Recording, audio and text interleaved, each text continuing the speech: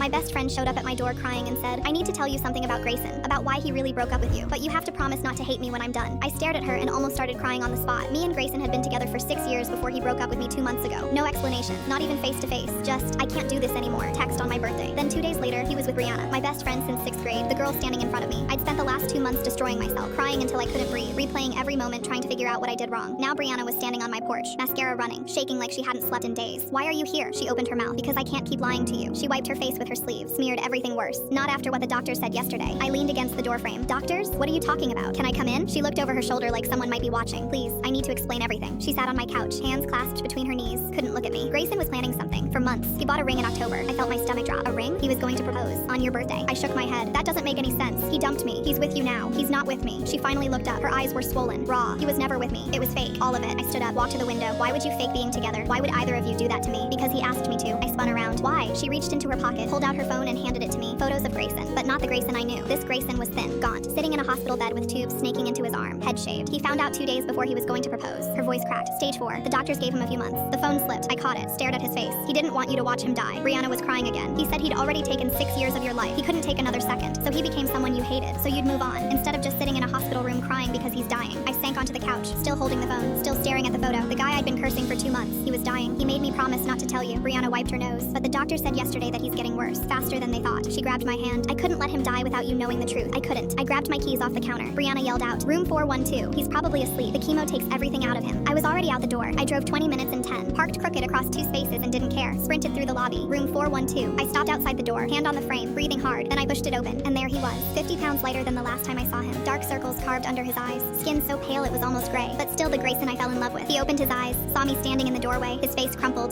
I walked over, slowly, took his hand. It felt like paper, thin and fragile. "You're an idiot." He tried to laugh. It turned into a cough that shook his whole body. "I didn't want you to have to what?" I squeezed his hand. "Love you? To watch me die." He turned his head away. "I wanted you to remember me the way I was, not like this." "Grayson, look at me." Tears were streaming down his temples into the pillow. Nobody said anything. We just sat there, quiet. Then he reached under his pillow, his arm shaking from the effort, pulled out a small box. "I've had this for 2 months. Kept it here the whole time." He opened it. A ring. Beautiful. Exactly what I would have chosen. "I was going to do this on your birthday, before everything fell apart." "Grayson, I know this isn't how it was supposed to go. I know I have nothing to offer you except hospital visits and bad days and maybe a few more months if I'm lucky." He held the box out, hand trembling. "But I love you. And if you still want me, yes." He blinked. I haven't finished asking. "I don't care." I was crying now too. "Yes. 1,000 times yes." He slid the ring onto my finger, right there in the hospital room. Machines beeping, the smell of antiseptic, the most unromantic place in the world. And I'd never been happier. "You know this is crazy," he said, his voice barely above a whisper. "Marrying someone who might not make it to the wedding. Then we'll do it tomorrow." I climbed onto the bed next to him. He wrapped his arm around me, held on like he'd been waiting 2 months to do exactly this. We got married 24 hours later, hospital chapel. He mustered all the strength he had to walk down the aisle alone. The doctors gave him a few months. He gave me 11. He died on a Tuesday in April, holding my hand, wearing his ring.